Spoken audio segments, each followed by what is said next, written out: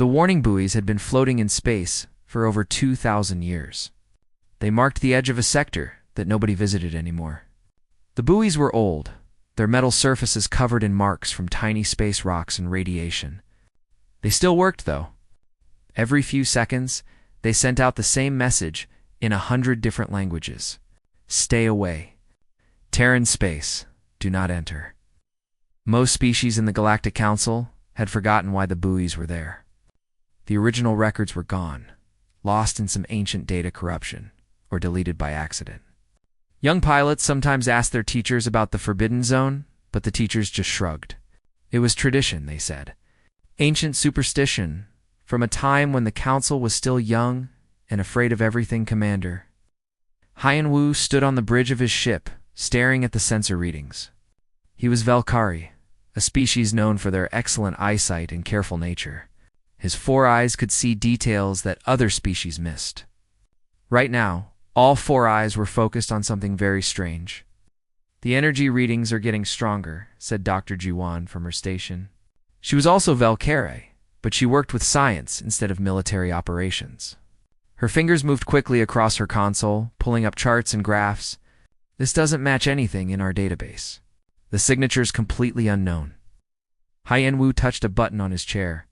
Send the data to Council Command. Mark it as urgent.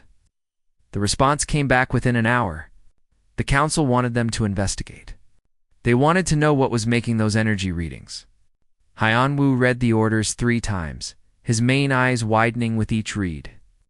They want us to cross the boundary, he said quietly. They want us to enter Terran space. G1 looked up from her work. That's against protocol. The zone has been closed for 2 millennia. The Council says the restriction is outdated. They believe we're chasing sensor ghosts, or maybe finding old automated stations. They think there's nothing dangerous there anymore. And if they're wrong, Hyan Wu didn't answer. He just gave the order to change course. The ship moved slowly toward the boundary. Every member of the crew felt nervous. They had all heard stories about Terran space, even if those stories were supposedly just myths. Some said the Terrans were all dead, killed by some plague or war. Others said they had destroyed themselves with their own weapons. A few whispered that the Terrans were still there, waiting and watching. The moment they crossed the invisible line marked by the buoys, everything went wrong. Their stealth systems failed first. The Valkyrie used advanced technology to hide their ships from sensors, making them almost invisible in space. But now, alarms screamed across the bridge as the stealth field collapsed. Then their defensive shields flickered and died. Their weapon systems went into automatic shutdown. What's happening? Hyan Wu shouted over the alarms. Ji-Woon's hands flew across her console. Something is interfering with our systems. It's like our own ship is turning against us. I can't stop it. All ships, fall back. Return to Council space immediately. But it was too late. A vessel appeared on their sensors, moving impossibly fast. It was small, maybe a quarter of the size of Hyan Wu's ship. The design was simple, almost primitive compared to Council vessels.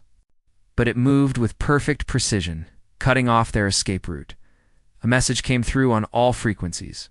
The voice spoke in perfect Valkyrie, though the accent was strange and old-fashioned. Unknown vessels, you have entered Terran space without authorization. Cut your engines and prepare to be escorted to Processing Station 7. Any attempt to flee or fight will be met with disabling force. This is your only warning. Hyan Wu looked at his weapons officer. The officer shook her head. Weapons are still offline, Commander. Even if we could fight, we can't. Cut the engines, Hyan Wu ordered. Send a message. Tell them we're complying. A small human ship came alongside them. Through the windows, Hyan Wu could see the beings inside. They looked exactly like the ancient pictures in the Council archives. 2 arms, 2 legs, hair on their heads, skin in various shades of brown and pink. They looked fragile and weak. But their ship had disabled the Valkyrie vessel without even firing a weapon.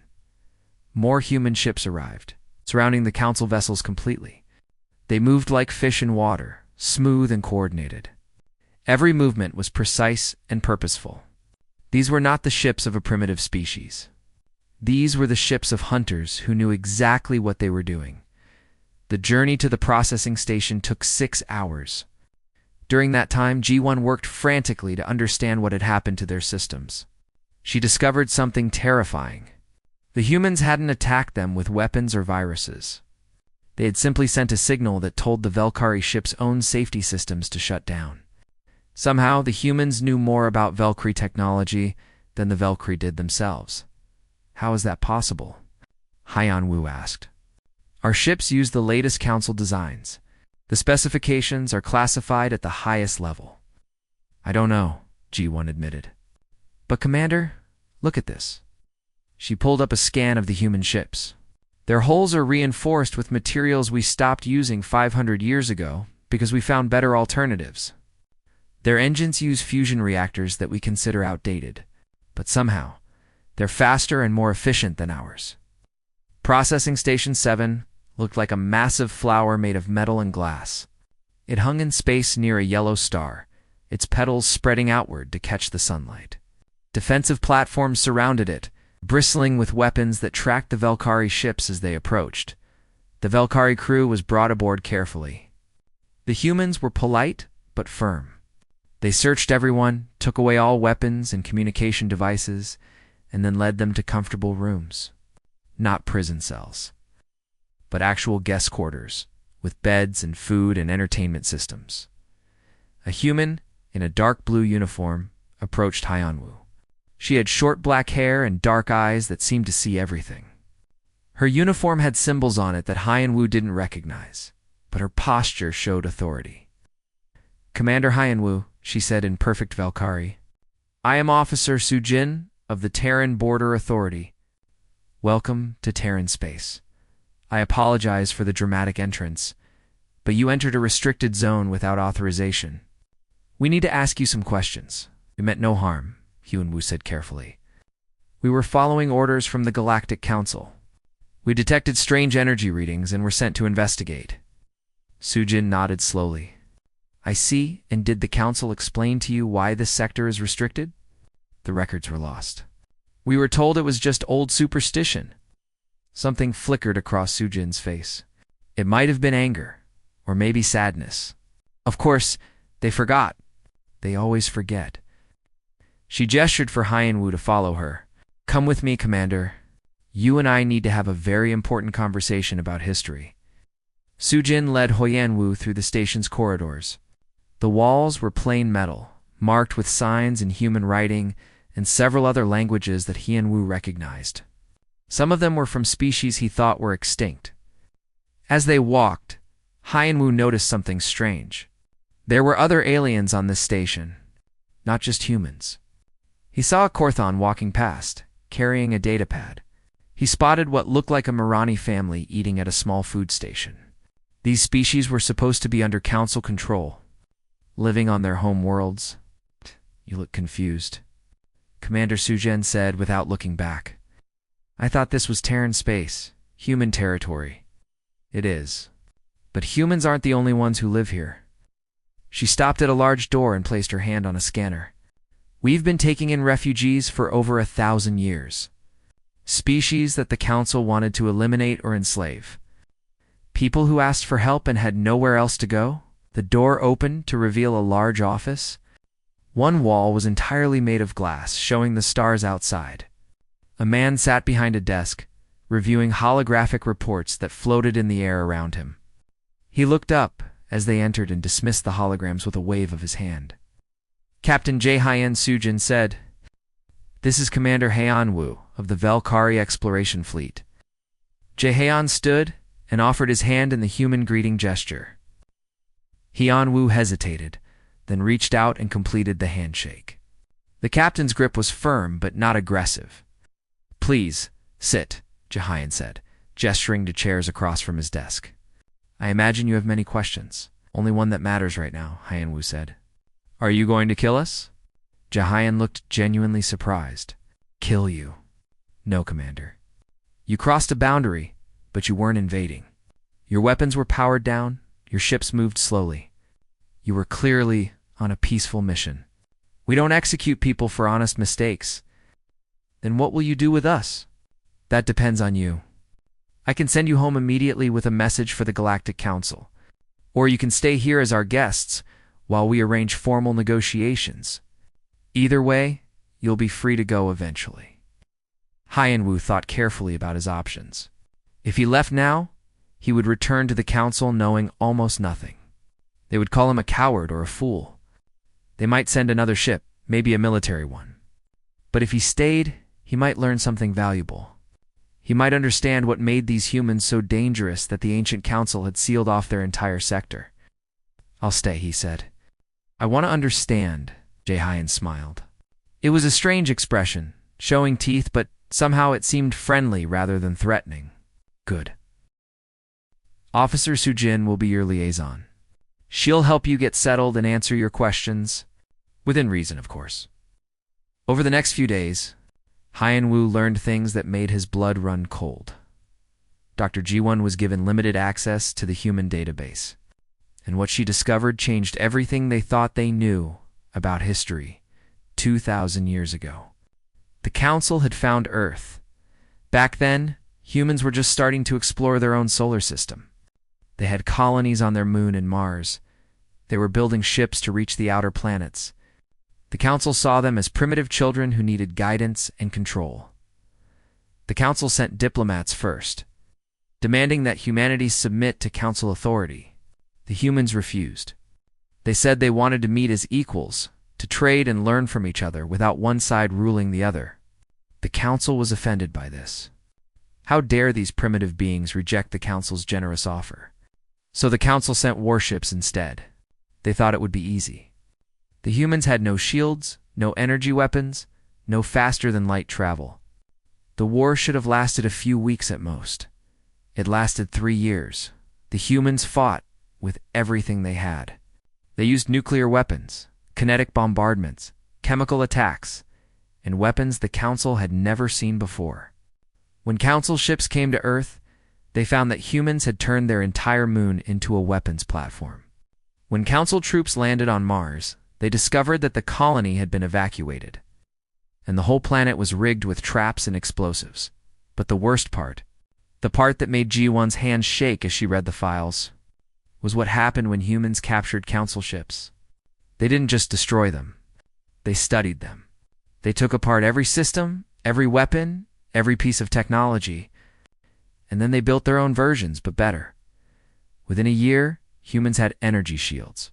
Within 2 years, they had faster-than-light engines.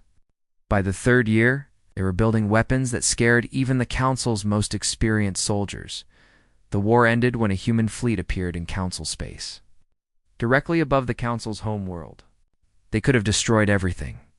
Instead, they sent one message. Leave us alone. Never come back. If you do, we won't show mercy again, the Council agreed. They pulled back all their ships, marked the entire sector as forbidden, and tried very hard to forget that humanity existed. But we didn't forget, Sujin told Hyenwu as they stood in an observation room, watching ships come and go from the station. We spent 2,000 years preparing. We assumed you would come back eventually. We assumed you would try to invade again. So we built defenses. We improved our technology. We made ourselves strong enough that you could never hurt us again. You've been preparing for a war for 2 millennia? Hyenwu asked quietly. We've been preparing for survival. There's a difference. Back in Council space, Fleet Admiral Tae-young received Hyenwu's initial reports. The Admiral was Draxian, a large reptilian species known for their pride and military tradition. He read the reports with growing anger. This is ridiculous, he said to his officers. One small species has scared the entire Council for 2,000 years. They're hiding behind old warning buoys and ancient stories. It's time we reminded them who rules this galaxy. His second-in-command, a cautious older Draxian named Bong Su, tried to reason with him. Admiral Commander Hyenwu's report suggests that the humans are more advanced than we thought. Perhaps we should wait for more information. More information? They disabled a Council vessel without firing a shot. That's not advanced technology, that's a trick. Probably some kind of computer virus or hacking program. Once we know their methods, we can defend against them. Taeyong stood up, his scales gleaming in the light. "I'm taking the Third Fleet into Terran space. We'll show these humans what real military power looks like. Admiral, please reconsider enough. I've made my decision. Prepare the fleet. We leave in 2 days." On the human station, alarms began to sound. Captain J. Hyan rushed to the command center, where officers were working frantically at their stations. "What's happening?" he demanded. "Large fleet movement in council space," an officer reported. 300 vessels, all military. They're heading toward the border. Jehan closed his eyes for a moment. When he opened them, his expression was hard and cold. "So they want to do this the difficult way. Very well." He touched a communication panel. "This is Captain Jehan, to all Terran Defense Force units. Activate Protocol 7. Prepare for hostile contact. Rules of engagement: disable if possible, destroy if necessary. Minimize casualties on both sides, but protect our territory at all costs. Get the Valkyrie commander. He needs to see what's about to happen. Maybe he can convince his people to call off this attack before it's too late." Hyan Wu arrived at the command center just as the human fleet began deploying. Through the massive windows, he could see hundreds of ships leaving dock, forming perfect formations in space. They moved like a single organism, each ship knowing exactly where it needed to be. "Admiral Taeyong is bringing the Third Fleet," Jehan told him. 300 of your best warships. He's going to attack us. You have to run." Hyan Wu said desperately. 300 ships. You can't fight that many." Jehan looked at him with something like pity in his eyes. "Commander, we're not running. We're not even worried. Do you want to know why?" Before Hyan Wu could answer, Ji-1 burst into the room. Her face was pale, her hands shaking. "Commander, I just finished analyzing the human defensive network. The weapons platforms, the ship capabilities, the AI targeting systems." She looked at Jehan. "You could destroy the entire Council military, couldn't you? Not just this fleet. All of it." Jehan didn't answer directly. "We really hoped it wouldn't come to this. We've been peaceful for so long.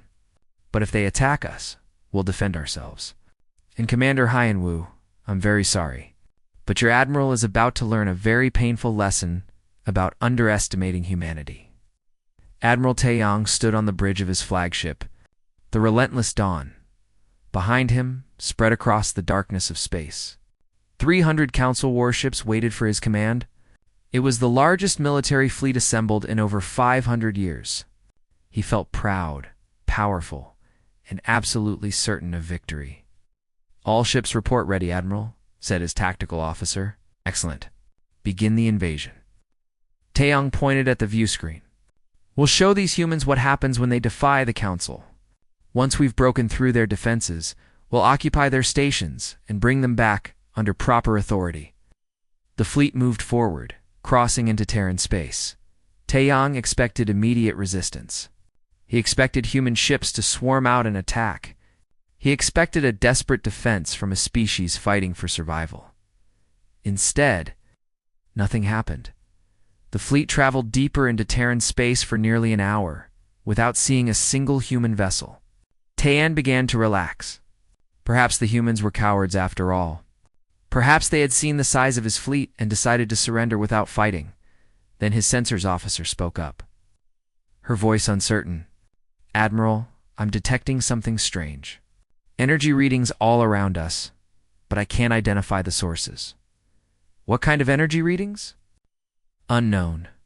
They're not matching any signature in our database." "Wait, they're moving. Whatever they are, they're approaching fast." The first kinetic strike hit a battle cruiser on the fleet's left flank. There was no warning, no energy buildup, no missile launch detected. One moment the ship was fine. The next moment, something moving at a significant fraction of light speed punched through its shields like they didn't exist, and tore through the hull from bow to stern. The ship broke in half, spilling air and crew into space. "Shields up. Return fire." Taeyong shouted, but his crew was already moving. Every ship in the fleet activated their defensive shields and brought weapons online. It didn't help. Things appeared on the sensors now, thousands of small objects moving in coordinated patterns. They were drones, G1 had called them. Machines controlled by artificial intelligence, acting without any human pilot. The Council had tried to develop similar technology, but abandoned it because the AI could never match the intuition of living pilots. Human AI had no such limitations. The drones moved like schools of fish, flowing around the Council ship's weapons fire with impossible grace.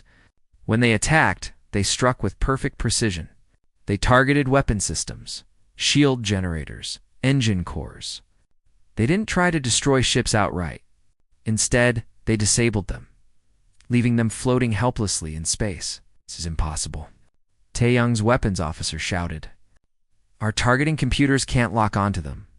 They're predicting where we'll shoot and moving before we fire. A Council destroyer tried to retreat. Something grabbed it, an invisible hand that pulled it to a stop. The ship's engine screamed, burning at maximum power, but it couldn't move.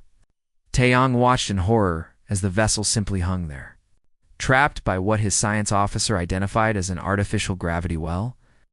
They're manipulating gravity itself, the science officer said, his voice shaking. That shouldn't be possible. The power requirements alone. Another kinetic strike hit a cruiser, then another, then 5 more in quick succession. Each shot was perfectly aimed, hitting exactly where it would cause maximum damage with minimum loss of life. Escape pods ejected from dying ships, and Taeyong noticed something strange. The human weapons never targeted the escape pods. They could have easily destroyed them, killed everyone aboard the damaged vessels, but they didn't. They're not trying to kill us, Taejong realized. They're trying to capture us. Within 2 hours, half of his fleet was disabled. The ships weren't destroyed, just rendered completely helpless. Their weapons were gone, their shields were down, their engines were dead. But life support still worked. The crews were still alive. Taeyong tried every tactic he knew. He ordered his ships to scatter, but the human drones followed each one. He ordered concentrated fire on single targets, but the drones simply moved out of the way. He tried to retreat back to Council space. Gravity wells appeared in front of his ships, stopping them cold. Finally, 4 hours into the battle, human ships appeared.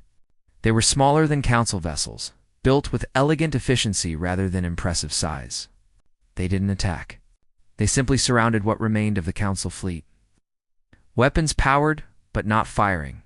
A message came through on all frequencies. The voice was calm and professional. Council Fleet, this is Coordinator Jae-Hein of the Terran Defense Force. You have entered our space with hostile intent and attacked our territory. We have disabled 212 of your vessels. The remaining ships are surrounded and have no chance of escape or victory. I am offering you one opportunity to surrender peacefully. Power down your weapons and prepare to be boarded. Your crews will be treated according to the standards of warfare outlined in the old Geneva Conventions. You will not be harmed if you comply. Taeyang looked at his tactical display. Over 2/3 of his fleet was gone. Not destroyed, just completely disabled. And they had done it in 4 hours. 4 hours to defeat the largest fleet the Council could assemble. What are the casualties? He asked quietly. His medical officer checked her console. Surprisingly low, Admiral. 2,317 dead, mostly from ships that suffered catastrophic damage. 8,000 wounded, but over 90% of our personnel are still alive. They could have killed everyone. They could have wiped out the entire fleet in minutes if they wanted to. Instead, they had carefully disabled each ship while trying to minimize deaths. Taeyong felt something he had never experienced before in battle. Not fear, not anger, but shame. Power down weapons, he ordered. Signal our surrender. On Processing Station 7, Hyenwoo watched the battle on the command center screens. He had seen Geo-1's analysis of human capabilities, but seeing them in action was different. Watching those drones move, seeing how easily they tore through Council defenses. Understanding just how much the humans were holding back even while defending themselves. Could have killed them all, he said too. Jae-Hein? Yes. You could have destroyed the entire fleet in the first hour, probably less than that if we had wanted to. Then why didn't you? Jehan turned to look at him. The human's eyes were tired, sad. Because we're not monsters, Commander. We don't kill unless we have no choice. Every person on those ships has a family, friends, people who love them. They're following orders from leaders who don't understand what they're facing. Why should they die for their leader's ignorance? The Council won't see it that way. They'll see this as humiliation. I know, and that's exactly what we want them to feel. Jehan pulled up a holographic display showing the battle data. We're going to send this to every Council world. Every government, every military academy, every news service. We're going to show them exactly what happened here. We're going to prove that we could have destroyed them, but chose mercy instead. And then we're going to make them an offer. What kind of offer? Peace, real peace, negotiated between equals. We'll share some of our defensive technology to help protect them from external threats. We'll open limited trade and cultural exchange. We'll even return their captured ships and crews unharmed. All they have to do is recognize our sovereignty and promise never to attack us again. G1 spoke up from her station. And if they refuse, Jehan's expression hardened. Then we won't wait for them to come to us. We'll take the fight to Council space. We'll disable their military, occupy their strategic positions, and force them to accept peace. We really don't want to do that. It would be messy and people would die. But we will do it if we have no choice. An officer approached with a datapad. Sir Admiral Taeyong has surrendered. His flagship is ready for boarding. Good, prepare a capture team. I want the Admiral treated with respect. He's not a criminal, just a soldier who made a mistake. Jaehyun looked at Hyeonwoo. Would you like to come with us, Commander? I think the Admiral might listen better if he sees a fellow council member working alongside us. Hyeonwoo thought about his options. He could refuse, stay neutral, try to maintain his distance from what was happening. But that wouldn't help anyone. The Council needed to understand what they were facing. They needed to know that humanity wasn't an enemy to be conquered, but a power to be respected. I'll come, he said. The boarding party took a small shuttle to the relentless dawn.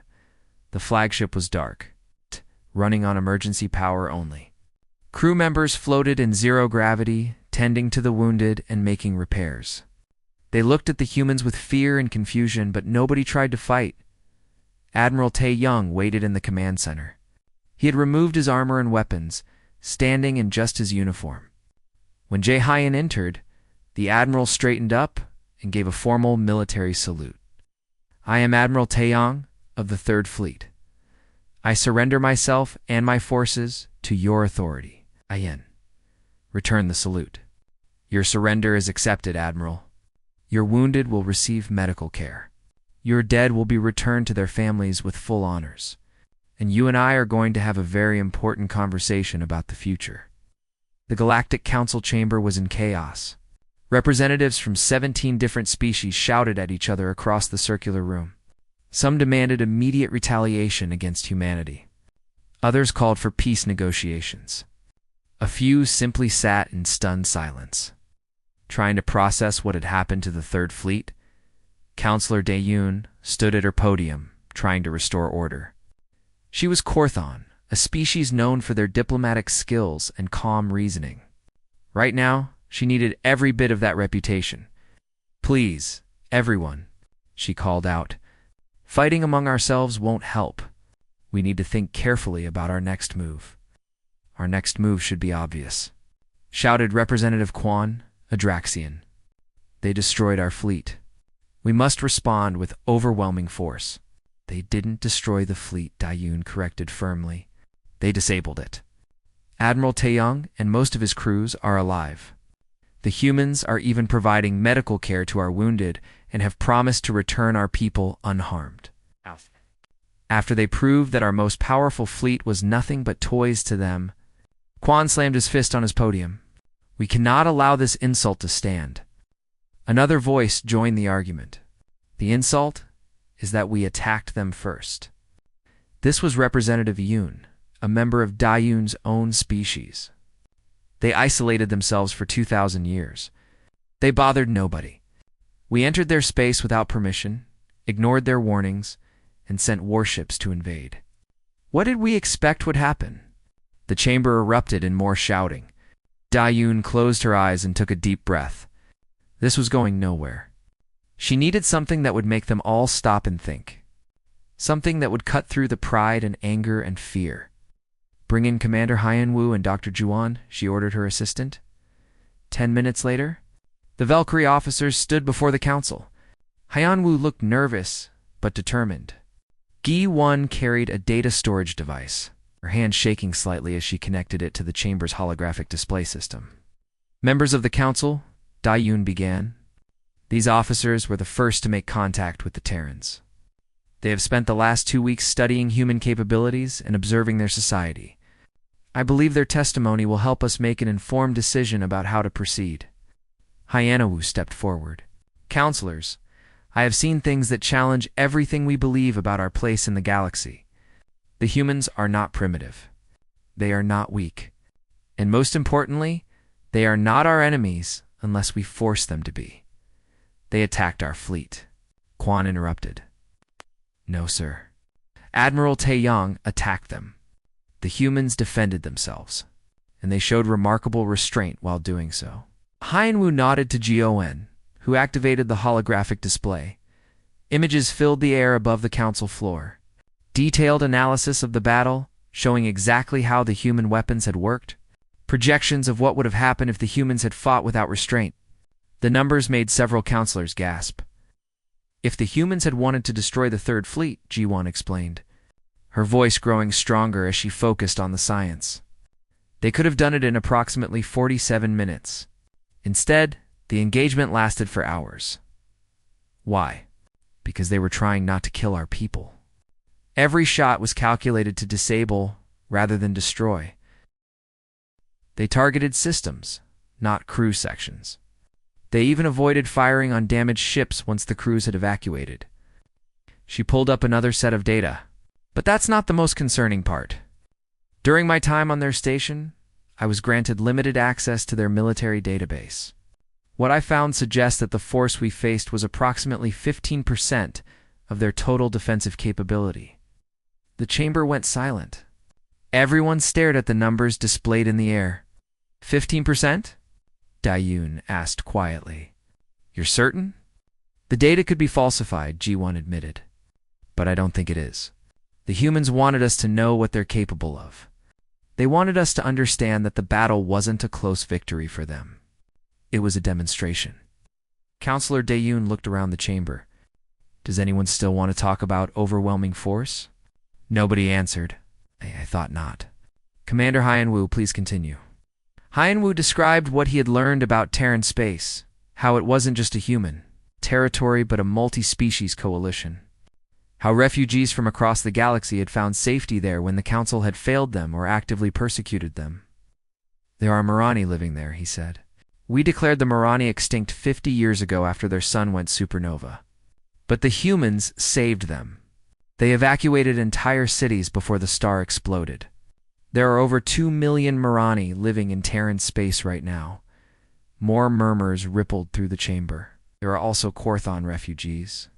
Valkyrie, who fled political persecution, even some Draxian dissidents who opposed their government's military expansion. The humans take them all in, give them sanctuary, let them build new lives. Terran space isn't an empire.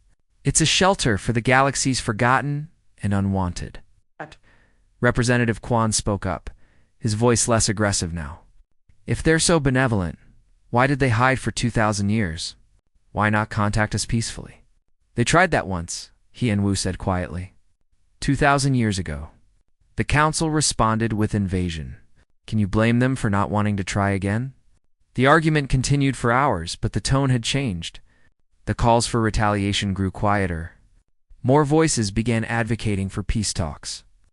Dayun watched carefully, judging when to push and when to let the discussion flow naturally. Finally, she called for a vote. All in favor of accepting humanity's offer of peace negotiations. The vote was close, but peace won, by a margin of 3 votes. The Council agreed to send a diplomatic delegation to meet with Terran representatives.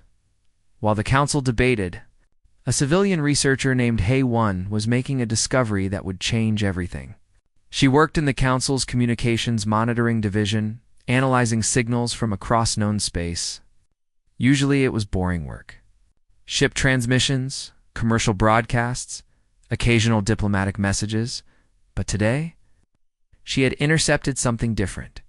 A coded transmission from deep in Terran space, using an encryption method she had never seen before. She shouldn't have been able to break it. But Hay-1 was very good at her job, and she had some experimental decryption software that she had been developing in her spare time. The message decoded in front of her, and what she read made her blood run cold. It was a communication between human stations, discussing the recent battle. But it contained details about other species in Terran space.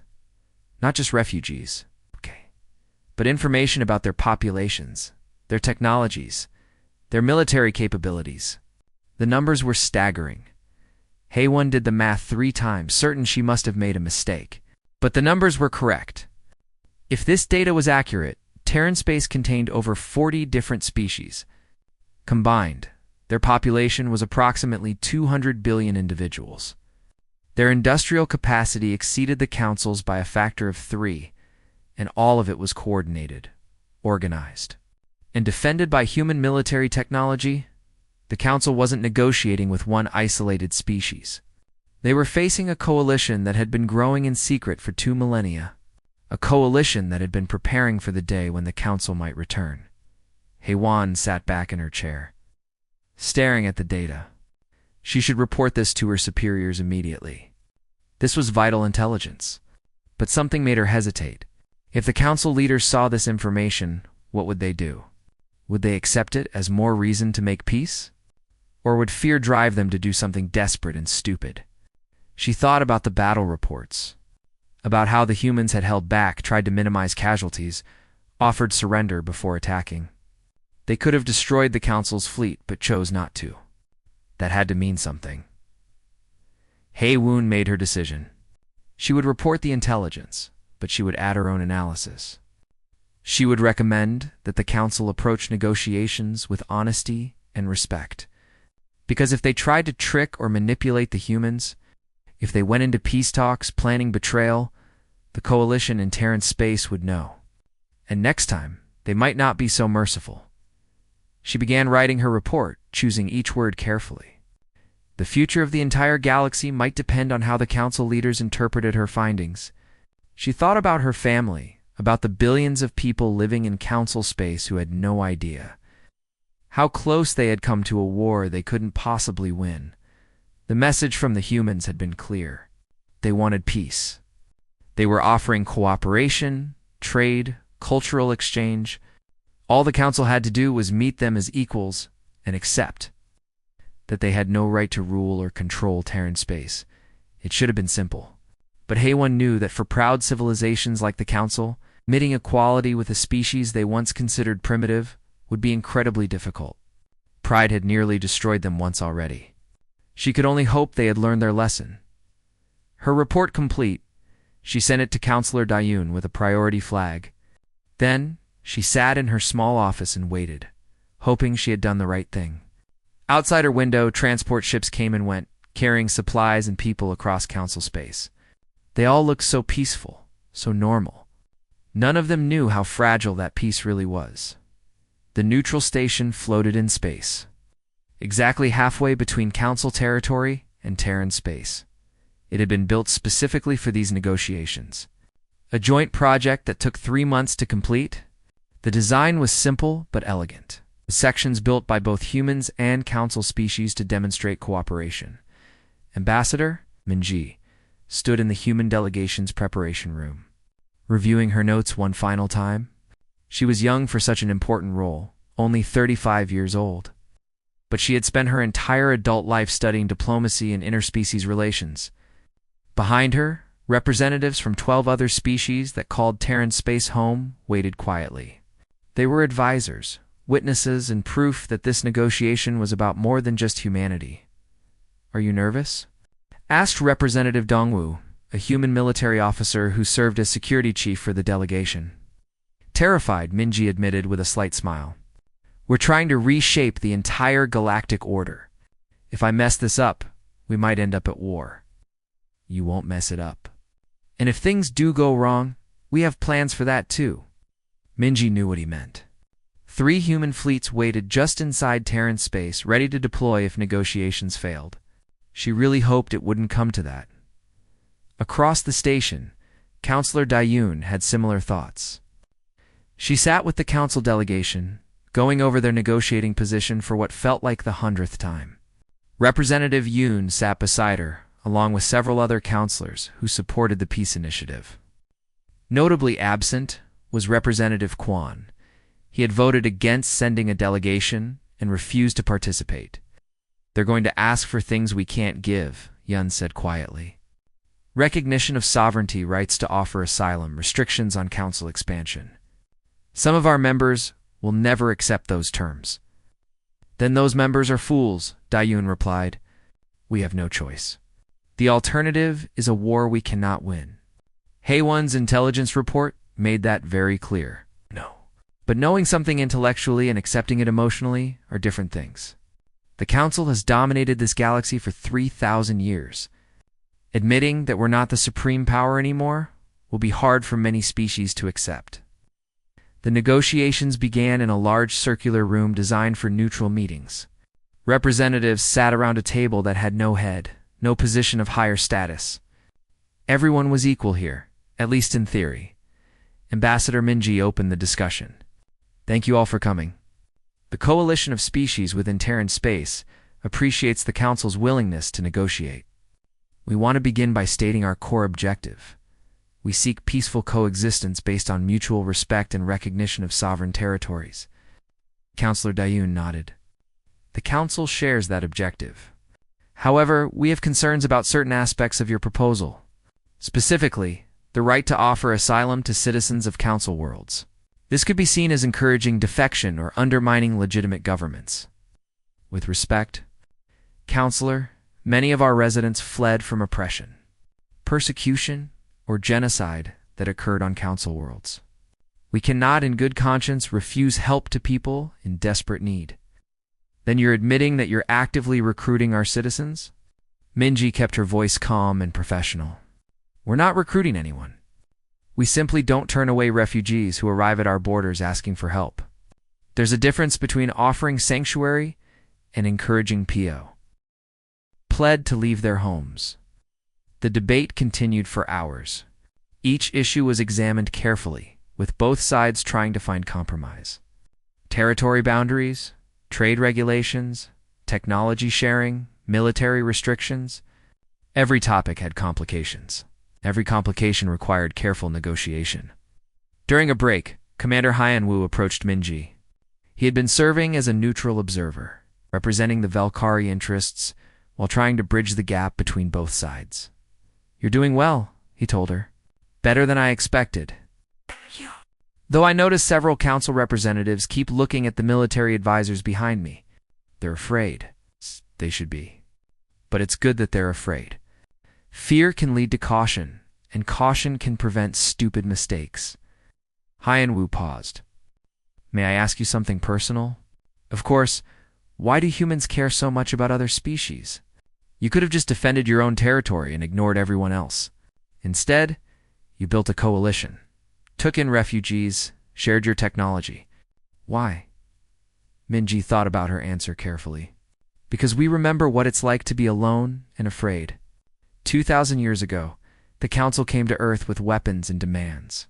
We had no allies, no one to help us, no one who cared if we lived or died. We survived, but it was close. We decided then that if we ever had the power to help others in similar situations, we would.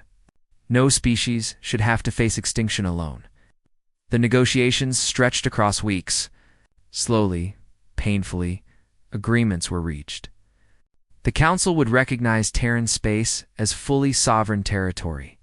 In exchange, humans agreed to restrictions on military expansion beyond their current borders. The right to asylum was protected, but with protocols to prevent abuse. Technology sharing would begin with defensive systems only. With trade agreements for other technologies to be negotiated separately, the hardest issue was Council authority. Several representatives insisted that the Council must remain the ultimate governing body for the galaxy. Humans and their allies rejected this completely. "We will never submit to Council rule," Minji stated firmly. "That is not negotiable. We can be allies, trading partners, friends even, but we will not be subjects. Then you're asking us to abandon 3,000 years of galactic order." One counselor protested. No, Dayun interrupted. "They're asking us to evolve. The old order was built on the assumption that the Council was supreme and unchallengeable. That assumption is no longer valid. We can either adapt to the new reality or cling to the past and face destruction." The vote among Council representatives was close, but it passed. The Council would recognize Terran space as an independent coalition with rights and status equal to the Council itself. It was a revolutionary change in galactic politics. On the day of the treaty signing, delegations from both sides gathered in the station's main hall. Media representatives from dozens of species broadcast the event across the galaxy. This was history being made. Everyone wanted to witness it. Ambassador Minge and Counselor Doyun approached the ceremonial table where the treaty waited. It was a physical document printed on special paper that would last for thousands of years. In an age of digital everything, both sides had agreed that something this important deserved a tangible form. They signed together, their hands moving in unison. Then they exchanged copies, each taking a version to preserve in their respective archives. "This is just the beginning," Dayun said quietly as they shook hands for the cameras. "We have a long way to go before our peoples truly trust each other," agreed Minji replied. "But every journey starts with a single step. Today, we take that step together." The celebration that followed was cautious but genuine. Representatives mingled, sharing food and drink from both Council and Terran cultures. Haiyan Wu found himself talking with a human pilot named Subin, a young woman who flew one of the advanced fighters he had seen during the battle. "What will you do now that there's peace?" he asked her. "Keep training," Subin said simply. "Peace is wonderful, but it's also fragile. We need to stay ready in case it breaks." "That's a cynical view. It's a realistic view. My grandmother fought in the ancient war against the Council. She taught me that peace must be defended just as fiercely as territory. The moment we relax and assume everyone will always be friendly, that's when we become vulnerable again." Haiyan Wu couldn't argue with that logic. He had seen how quickly Admiral Tiang had rushed into battle, how easily pride had overcome common sense. Peace would require constant work from both sides as the celebration wound down. Dayun received an urgent message from Council Space. She read it quickly, her expression darkening. "What's wrong?" Yoon asked. "Representative Quan has issued a statement. He's calling the treaty a betrayal of Council principles. He's urging other species to reject it and continue treating Terran space as hostile territory." Minji overheard and approached. "Will he gain support?" "Some, probably. There are always those who prefer conflict to compromise. But he's in the minority now. The majority of the Council sees the wisdom in peace. Then we'll deal with the minority together," Minji said. "That's what allies do." 6 months later, the first joint training initiative began. Young pilots and officers from both Council and Terran forces gathered on a training station to learn from each other. It was a small program, just 50 participants from each side. But it represented hope for the future. Velkari Cadet Wenho arrived nervous and uncertain. He had grown up hearing stories about dangerous humans, about the Forbidden Zone, about species that should be avoided. Now he was supposed to train alongside them, learn their tactics, maybe even become friends. His training partner was Subin, the human pilot. She greeted him with a smile and a handshake. "Don't worry," she told him. "I don't bite. Well, not usually." Wenho laughed, despite his nervousness. Over the following weeks, they trained together in simulators, practicing combat maneuvers and defensive tactics. Subin was an excellent teacher, patient with his mistakes, but demanding when she knew he could do better. "You're thinking too much," she told him after one exercise. "Trust your instincts. Your species has 4 eyes for a reason. Use them." He tried again, and this time it clicked.